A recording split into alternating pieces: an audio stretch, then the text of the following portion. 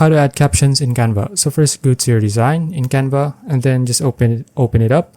And then for example, this is your design. I want to add a caption here on my video. So what you can do here is just click on text here and then click on add a text box.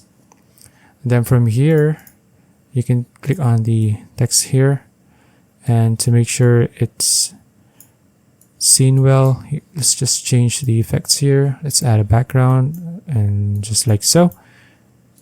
Then let's say you don't want the Canva sans as my font. You can just change this to another one. Okay, it's bold. Okay, this one. And then here you can start typing your caption from here. So let's say I'm going to type in "Good morning, everyone," since that's what I said on my the first line of my video. And then just place your caption here, and then you can just